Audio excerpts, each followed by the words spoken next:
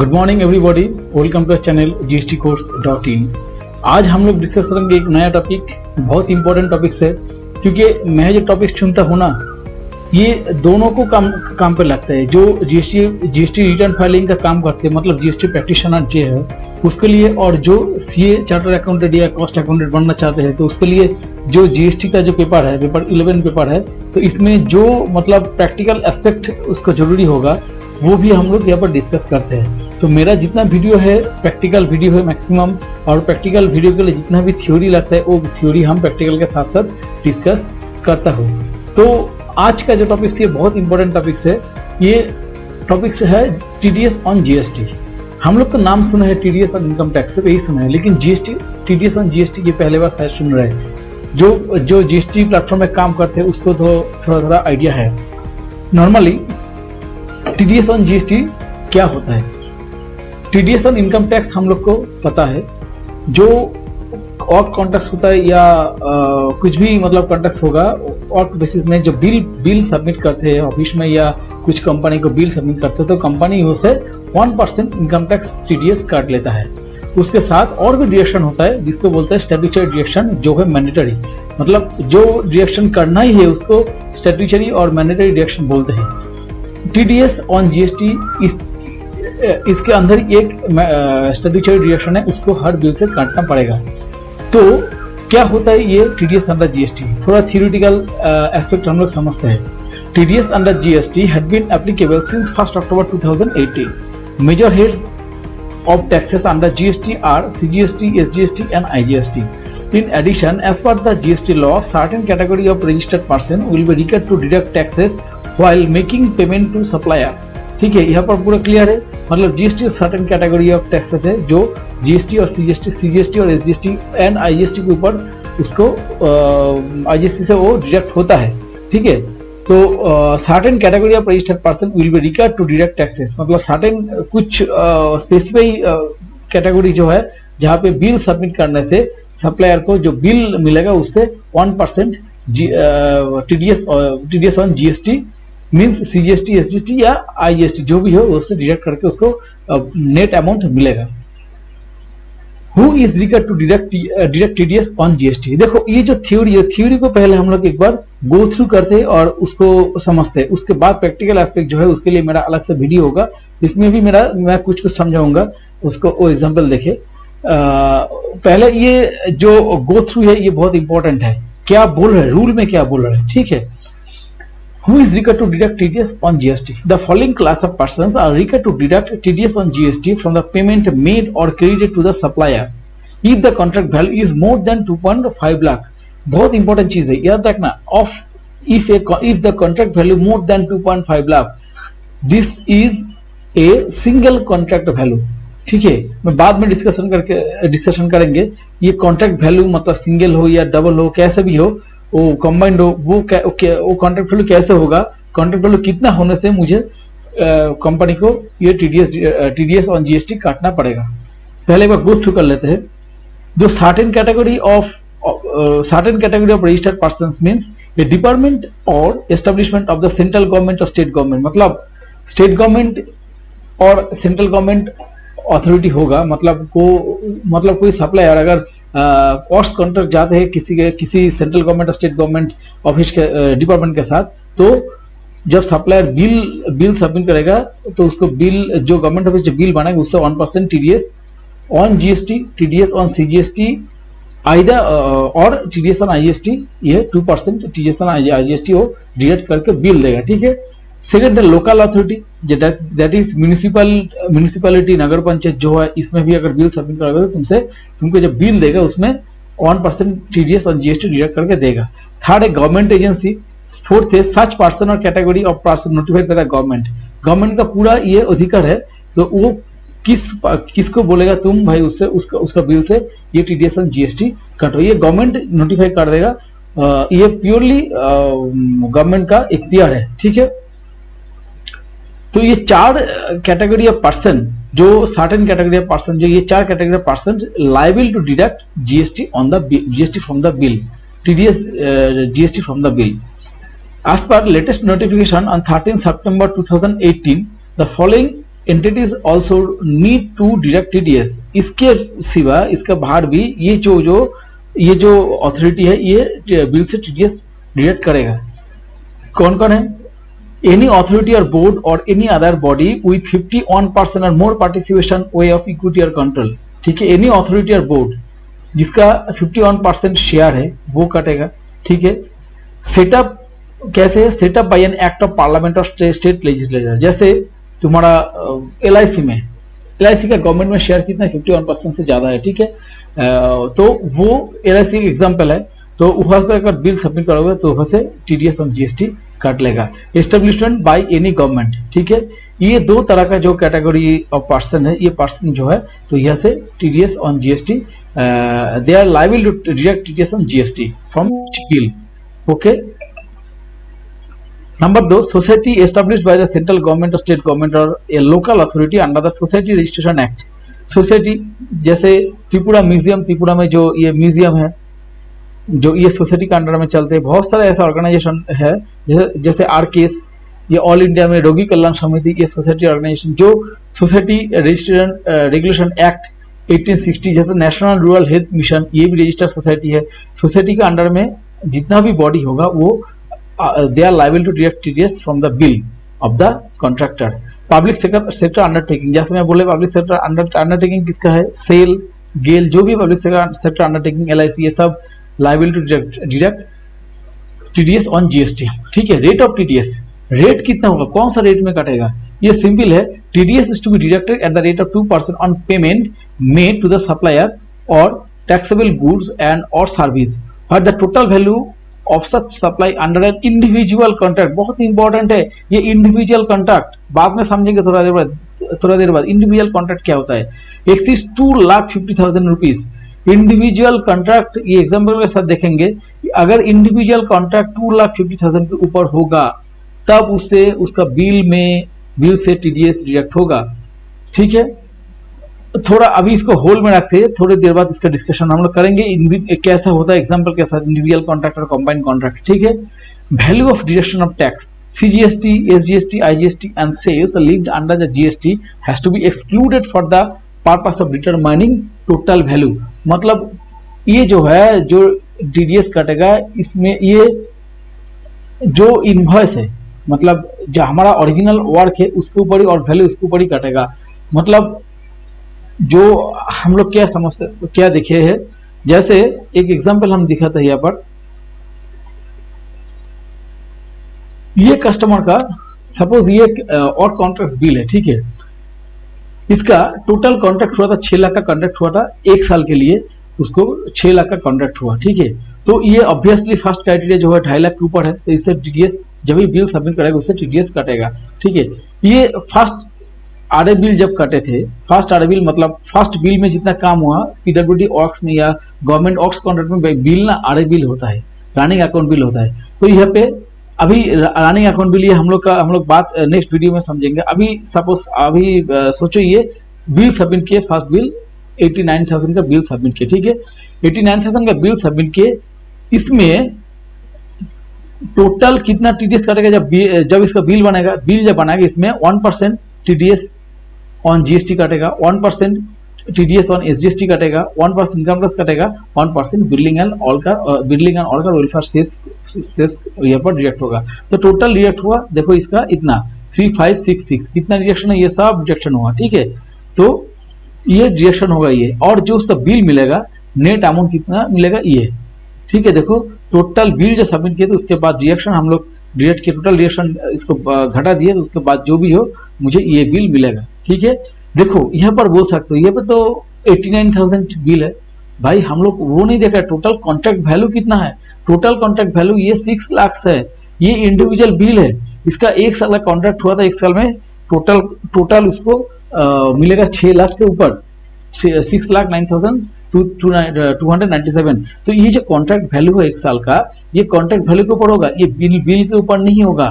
ठीक है, तो यहाँ पे 1% टीडीएस डिडक्ट होगा। सेकंड आरए बिल मतलब सेकंड बिल जो सबमिट किए ये 98,000 का, इसके ऊपर ये सब डिडक्शन होगा। डिडक्शन होने के बाद नेट जो बैलेंस है, नेट अमाउंट उसको मिलेगा। देखिए देखो थर्ड आरए बिल में ये भी जो है ये total value of work done इतना है, तो इसके ऊपर कितना काटेगा, जितना भी डिडक्शन है सब वो काटेगा।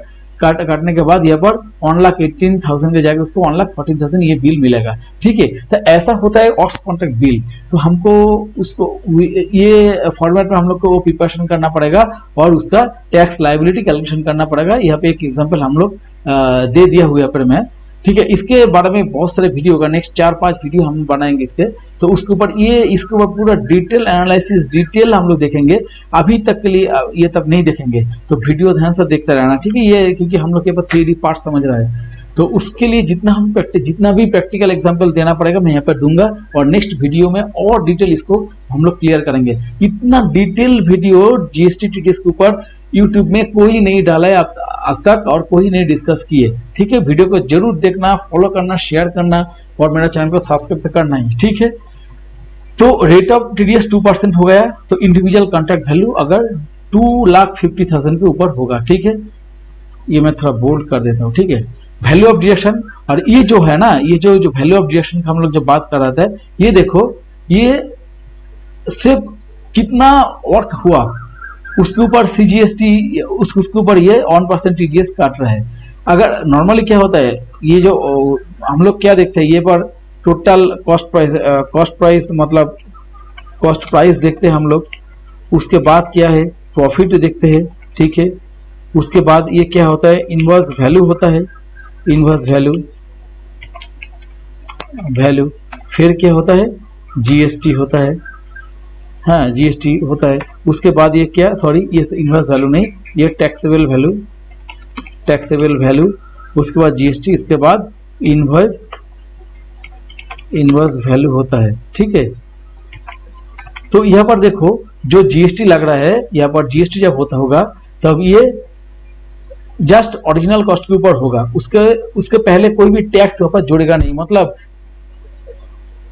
जो टैक्सेबल वैल्यू होगा उसके ऊपर ही ये 1% जीएसटी डिडक्शन टीडीएस डिडक्शन होगा। उसके पहले कोई भी टैक्स हम लोग नहीं जोड़ेंगे, just original cost of work, उसके बाद ही 1% डिडक्ट करके हम लोग उसको सप्लायर को बिल दे देंगे। ठीक है, तो ये इस लाइन का मेन पर्पस था।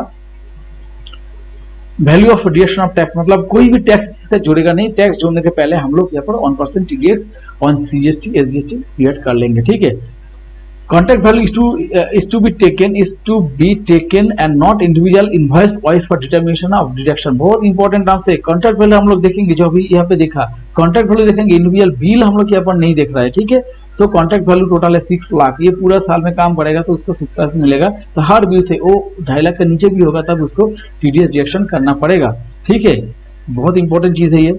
No TDS to be deducted if the payment is made by a person who is not mentioned in the above mentioned list. ठीक है, ये जो लिस्ट है, ये लिस्ट के बाहर कहीं भी अगर बिल सबमिट करेगा वो लोग टीडीएस बिल से टीडीएस नहीं काटेगा, ये स्ट्रिक्टली रेस्ट्रिक्टेड या प्रोहिबिटेड है।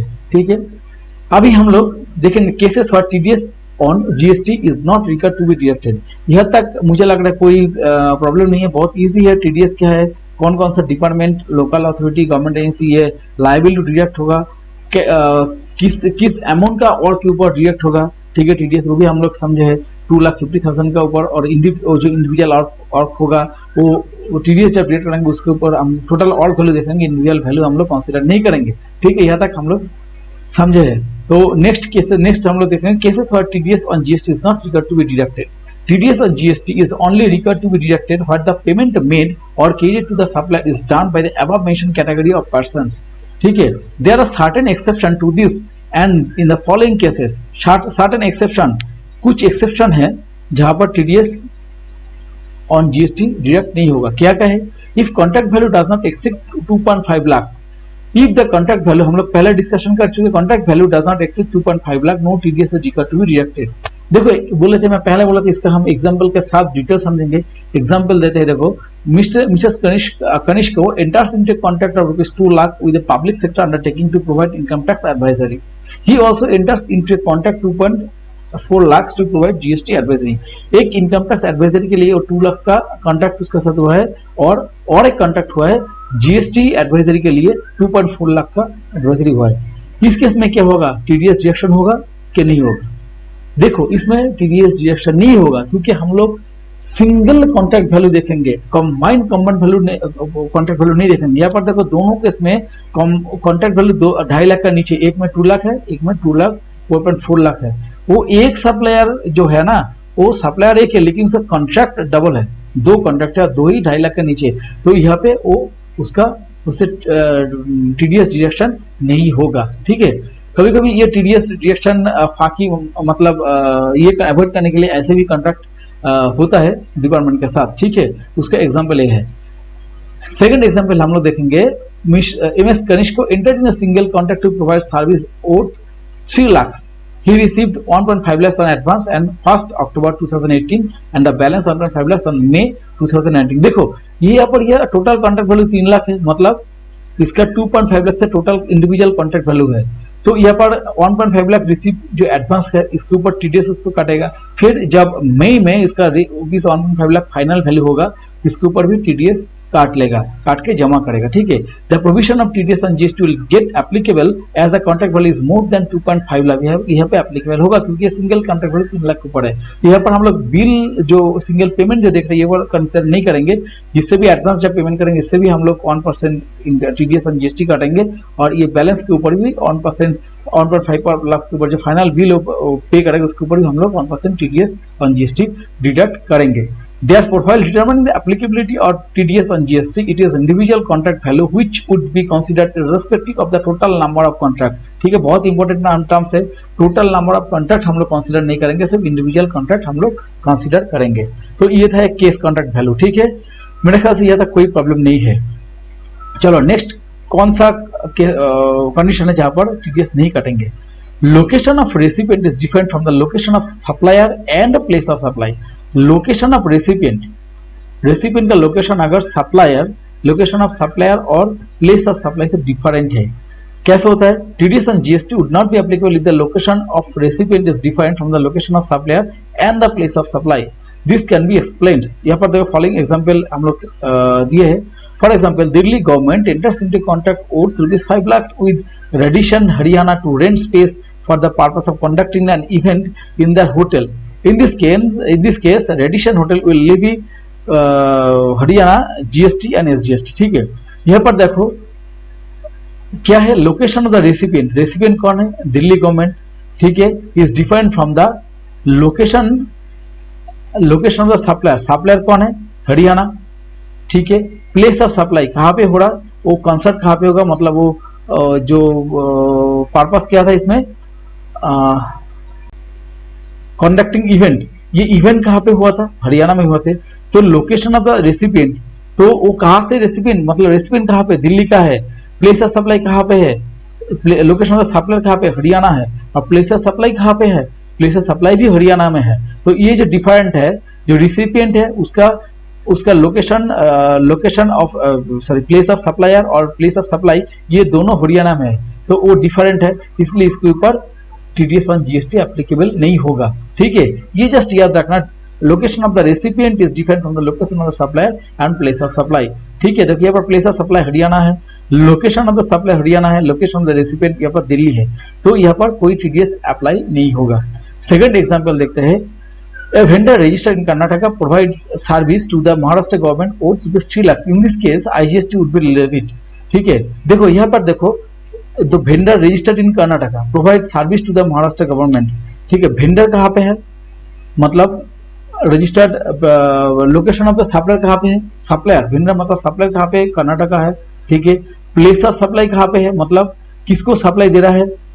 महाराष्ट्र का जो गवर्नमेंट जो है महाराष्ट्र गवर्नमेंट को सप्लाई दे रहा है, तो महाराष्ट्र गवर्नमेंट कहाँ पे रिसीव कर रहा है? ये महाराष्ट्र में रिसीव कर रहा है। ठीक है, यहाँ पे क्या था, दिल्ली का गवर्नमेंट सर्विस ले रहा है हरियाणा से, और सर्विस रिसीव इवेंट का हो रहा है, इवेंट हो रहा है हरियाणा में। तो यहाँ पर place of supply, place of recipient, place of supply and place of location of supplier यहाँ पर दिल्ली का प्लेस ऑफ लोकेशन रेसिपिएंट से डिफरेंट है, तो इसलिए नहीं हुआ। यहाँ पर देखो हरियाणा से मतलब महाराष्ट्र गवर्नमेंट कर्नाटक सप्लायर जो कर्नाटका में रजिस्टर्ड है, तो उससे सर्विस प्रोक्योर किए, और कहाँ पे लिए? रेसिपिएंट महाराष्ट्र में लिए, तो यहाँ पर इसके लिए टीडीएस एप्लीकेबल होगा। ठीक है, तो ये एक एग्जाम्पल है तो सप्लायर अगर महाराष्ट्र में है, प्लेस ऑफ सप्लाई महाराष्ट्र में है, रेसिपिएंट भी महाराष्ट्र में है, तो यहाँ पर जीएसटी एप्लीकेबल होगा। तो यहाँ पर रेसिपिएंट मतलब महाराष्ट्र में है, place of supplier supply Maharashtra में है, और रेसिपिएंट जो है रेसिपिएंट तमिलनाडु में बैठे हैं, तो यहाँ पर टीडीएस अप्लाई नहीं होगा। और place of supply Maharashtra, supplier Maharashtra का है, प्लेस ऑफ सप्लाई कर्नाटक का है, तो वो कर्नाटक में मतलब उसका ये लेगा, सप्लायर रिसीव करेगा, तो उसके लिए भी जीएसटी पर आईजीएसटी 2% सबके का टैक्स रेट होगा। तो ये चार्ट है, इसको थोड़ा देख लेना, बहुत इजी है। तो ये था 2 केसेस जहाँ पे मतलब टीडीएस यहाँ पर एप्लीकेबल नहीं होगा, मतलब जो यहाँ पर सप्लायर से टीडीएस हम लोग बिल से हम लोग टीडीएस डिडक्ट नहीं कर पाएंगे। ठीक है, यहाँ पर एक एग्जाम्पल देख लेना, जैसे Bangalore, location of the supplier, place of supply Bangalore में है, टाइप ऑफ जीएसटी क्या हम लोग अप्लाई करेंगे, सीजीएसटी एसजीएसटी बेंगलोर में है, तो सेम स्टेट में तो 2% में 1% सीजीएसटी 1% एसजीएसटी डिडक्ट होगा। बेंगलोर प्लेस ऑफ सप्लायर है, प्लेस ऑफ सप्लाई यहाँ पे चेन्नई है, और प्लेस ऑफ रेसिपिएंट कहाँ पे बेंगलोर है। ठीक है, यहाँ पर देखो मैच है, तो यहाँ पर भी होगा, कहाँ पे होगा, बेंगलोर से चेन्नई हो रहा है, तो यहाँ पर आईजीएसटी होगा। Place of location of supplier Bangalore, Chennai यहाँ पे है, और सप्लाई प्लेस सप्लाई दिल्ली में यहाँ पे 2% ये होगा। बेंगलोर है, दिल्ली में है, तो यहाँ पे नहीं होगा। ठीक है, हॉट आर द, अभी देखो मेरा ख्याल से यहाँ पर कोई प्रॉब्लम नहीं है, बहुत क्लियर हो गया है, मतलब कौन कौन सा केसेस है जहाँ पर टीडीएस एप्लीकेबल नहीं होगा और यहाँ पे और टीडीएस एप्लीकेबल होगा। ठीक है, यहाँ पर ये बात बोलना चाहते हैं, प्लेस ऑफ सप्लाई और टीडीएस एंड जीएसटी बहुत इंपॉर्टेंट है। प्लेस ऑफ सप्लाई का एक पार्ट हम लोग यहाँ पर ऑलरेडी डिस्कस कर चुके हैं। ठीक है, तो चलो नेक्स्ट इसमें समझेंगे। कुछ क्वेश्चन है, देखो, what are the registration requirement for the TDS deductor. TDS deductor के लिए रजिस्ट्रेशन कैसे होता है। A person who is liable to deduct TDS has to compulsory register and there is no threshold limit. जो TDS deduct करेगा उसके लिए GST registration compulsory या मैंडेटरी है, उसके लिए कोई थ्रेशोल्ड लिमिट यहाँ पर नहीं होगा। सपोज ये गवर्नमेंट डिपार्टमेंट, ये जो बॉडी है, लोकल बॉडी है, अंडरटेकिंग है, ये सबको जीएसटी टीडीएस के ऊपर उसका रजिस्ट्रेशन लेना पड़ेगा, और उसको उसका पैन के बेसिस में उसका किसके ऊपर बेसिस में होगा, tax deduction and collection account, that is tan के ऊपर उसको एक टैन नंबर होता है। हर एक एजेंसी का, गवर्नमेंट बॉडी हो या जो भी हो अंडरटेकिंग, उसके टैक्स डिडक्शन मतलब एक टैन होता है, टैन नंबर होता है, वो टैन के ऊपर बेस करके उसको रजिस्ट्रेशन लेना पड़ेगा जीएसटी अथॉरिटी से। When and to whom should the TDS to be paid? TDS किसको पेड करना पड़ेगा और कब करना पड़ेगा? TDS shall be paid within 10 days, बहुत इंपॉर्टेंट है, within 10 days from the end of the month in which tax is deducted and filed in the form GST 7। मतलब जब वो बिल से डिडक्ट करेगा, जिस महीने में बिल से डिडक्ट करेगा, तो उसका नेक्स्ट मंथ में 10 दिन के अंदर उसको टीडीएस डिडक्शन उसको फाइल करना पड़ेगा। जीएसटी कौन सा फॉर्म है, जीएसटी 7 में उसको रिटर्न फाइल करना पड़ेगा। The payment shall be made to the appropriate government which means the central government in the case of IGST and SGST and state government in case of SGST. ठीक है, अगर CGST central government के लिए IGST and CGST पे करना पड़ेगा, और state government के लिए एसजीएसटी पे करना पड़ेगा, फाइलिंग करना पड़ेगा जीएसटी 7 में, और उसको जब डिडक्शन जिस मंथ में डिडक्शन काटेगा, नेक्स्ट मंथ में उसका 10 दिन के अंदर उसको जीएसटीआर 7 में ये जीएसटी 7 में ये टीडीएस रिटर्न फाइलिंग करना पड़ेगा। टीडीएस रिटर्न फाइलिंग नहीं, जीएसटी 7 फाइलिंग करना पड़ेगा। ठीक है, what are the provision relating to the issue of TDS certificate under the GST law. ये टीडीएस सर्टिफिकेट इशू करना पड़ता है, जब टीडीएस करते हैं ना, डिडक्ट करता है, उसको टीडीएस सर्टिफिकेट इशू करना पड़ता है। कैसे होता है, similar to income tax law, the person deducting tax under GST has to issue TDS certificate in form 7A। ठीक है, ये क्वेश्चन आता है, बहुत सारे आता है, कौन सा फॉर्म में टीडीएस डिडक्शन सर्टिफिकेट इशू होता है, जीएसटीआर 7A में, to concern person within 5 days of depositing tax to the government. मतलब जब वो जीएसटीआर 7 वो फाइलिंग करेगा, तब उसका 5 दिन के अंदर ये जीएसटी 7 उसको किसको, डिडक्टिंग को, मतलब जिससे टीडीएस डिडक्ट किए हैं उसको वो इशू करना पड़ेगा। How will the value of supply on TDS shall be deduct be considered. For the purpose of the deduction of TDS the value of supply is to be taken as the amount excluding tax, मतलब जो मैंने पहले discuss किए ये जितना भी tax है CGST, SGST, cess, ये सब टैक्स यहाँ पर हम लोग नहीं जोड़ेंगे। ओरिजिनल जो कॉन्ट्रैक्ट जो वर्क वैल्यू है उसके ऊपर हम लोग 1% टीडीएस हम लोग काटेंगे before tax addition of tax. Okay, नहीं तो ये डबल टैक्सेशन या cascading of tax effect of ये टैक्स हो जाएगा। ठीक है, for example a supplier makes a supply और 5000 to B, the rate of GST is 18%। When B pays A, he will pay 5,000 or supply plus 9,900 GST and 900 GST to A and rupees 1,000 2%, मतलब ये जो है as TDS to the government। उसको B pays A, उसको 900 उसको GST मतलब 5,000 उसका 18% GST है, तो 5,000 उसका और सब सप्लाई और जीएसटी इतना है एंड रुपीज 100 मतलब 5,000 के ऊपर ये जो 1% करके काटेगा ना सीजीएसटी, एसजीएसटी और 2% ऑफ आईजीएसटी है, इनके सब आईजीएसटी। तो यहाँ पर देखो 2% इसको डिडक्ट करके गवर्नमेंट को जमा करना है। हम लोग 5,900 के ऊपर नहीं करेंगे, यहाँ पर बोलने का कोई मतलब, हम लोग 5,000 के ऊपर वो डिडक्ट करके गवर्नमेंट को जमा करेंगे। ठीक है, which form is required to file the TDS return? The person deducting tax is required to file TDS return in the form of GST 7 within 10 days from the end of month in which the tax has been deducted।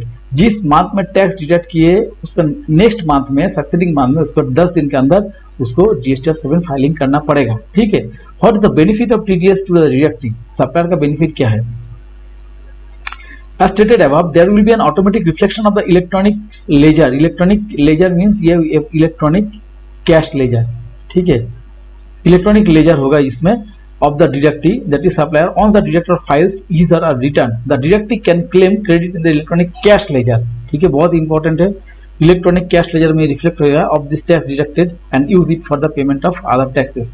जब ये तो GST 7 filing करेगा, GST 7 filing करने के बाद जो supplier है, supplier का इलेक्ट्रॉनिक क्रेडिट लेजर में रिफ्लेक्ट रहेगा, शो करेगा देखो ये डिडक्शन हुआ है। हम इसका डिटेल वीडियो देखेंगे, टीडीएस फाइलिंग वीडियो हमारा सक्सेडिंग वीडियो इस क्लास के, ठीक है, उसमें हम लोग देखेंगे कैसे हमारा इलेक्ट्रॉनिक क्रेडिट लेजर में शो होता है। उसके बाद हम लोग कैसे टीडीएस फाइल रिटर्न फाइलिंग करते हैं।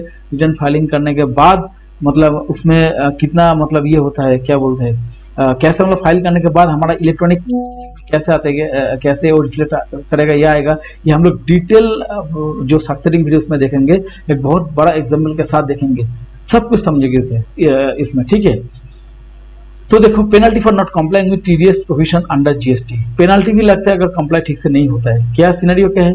टीडीएस नॉट डिडक्टेड, अगर गवर्नमेंट ये सब जो एजेंसी और अथॉरिटी है जो टीडीएस नहीं डिडक्ट करेगा, जो मॉनेटरी डिडक्शन है, तो उसके ऊपर इंटरेस्ट लागू होगा at the rate of 18% along with the interest, other is the amount shall be determined and recovered as the provision by the law.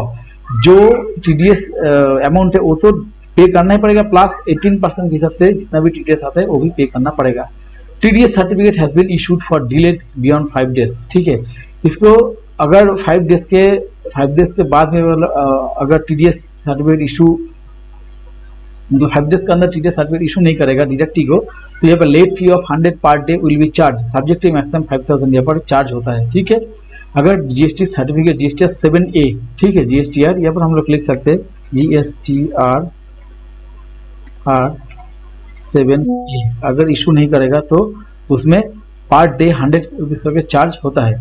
TDS is deducted but not paid to the government or paid after the 10th of the following month। Interest will be paid at the 18% same रहे, वो 18% के हिसाब से interest लागू होगा। ठीक है, calculated being beginning from the next day of the return filing deadline until the actual date of payment. ठीक है, यहाँ पर जो एक्चुअल डेट ऑफ पेमेंट उससे 18 उसके हिसाब से 18% के रेट से TDS डिडक्शन वो इंटरेस्ट लागू होगा अगर वो गवर्नमेंट को जमा नहीं करेगा। ठीक है, late filing TDS return a late fee of 100 rupees per each day, मतलब हर दिन के लिए 100 रुपीज लेट फाइलिंग करेगा, मैक्सिमम 5000। बहुत सारे गवर्नमेंट ऑर्गेनाइजेशन जो मतलब वो डिले करती है जीएसटी 7 फाइलिंग करने में, जब वो फाइलिंग करेगा ना तब उसको 100 रुपया पर डे उसको डिलीट करना पड़ेगा। ठीक है, मतलब सॉरी ये पेनल्टी देना पड़ेगा। ठीक है, ये एक ऑडिट पॉइंट है। अगर कोई ऑडिट का काम पे अटैच्ड है तो ये देख सकते हो, ऑडिट के लिए बहुत इंपॉर्टेंट है। कितना जीएसटी, बहुत सारे डिपार्टमेंट ऐसे मिलेगा, जीएसटी ऑडिट करेगा ना, ये बहुत मिलेगा, ये बहुत इंपॉर्टेंट चीज है। ठीक है, how to get TDS refund under, ये हम लोग डिटेल समझेंगे। टीडीएस रिटर्न कैसे करेंगे हम लोग डिटेल समझेंगे नेक्स्ट में, जो प्रैक्टिकल एग्जाम के साथ हम लोग डिस्कस करेंगे। जब यहाँ पे थोड़ी मैं यहाँ पर ब्रीफ कर देता हूँ। जब जीएसटी डिडक्ट करेगा तो वहाँ पर उसको क्या करना पड़ेगा, डिडक्टर को जीएसटी 7 फाइलिंग करना पड़ेगा। कब करना पड़ेगा, जिस महीने में टीडीएस डिडक्शन करेगा उसका अगले महीने में मींस नेक्स्ट महीने में 10 दिन के अंदर उसको जीएसटीआर 7 फाइलिंग करना पड़ेगा। जब जीएसटीआर 7 फाइलिंग करेगा तो वो डिडक्टिव मतलब सप्लायर का इलेक्ट्रॉनिक क्रेडिट लेजर में शो हो जाएगा। देखो तुम्हारा ये यहाँ पर तुम्हारे अकाउंट में ये सब बिल के ऊपर जीएसटी डिडक्ट हुआ है। ठीक है, उसके बाद क्या करना पड़ेगा, तुमको टीडीएस रिटर्न फाइल करना पड़ेगा, मतलब सप्लायर को टीडीएस रिटर्न फाइल करना पड़ेगा। वो 1% जो डिडक्ट किया ना वो क्लेम करने के लिए। तो जब टीडीएस रिटर्न फाइल करने लगा, बहुत इंपॉर्टेंट चीज है, बहुत इजी प्रोसेस है।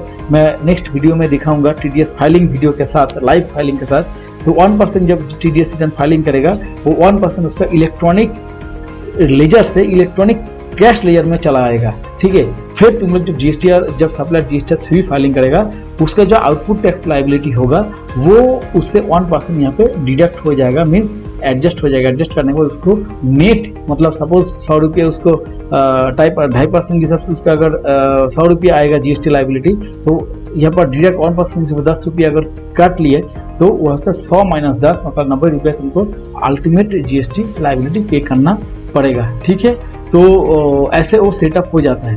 तो ये था आज का क्लास का मेन सब्जेक्ट।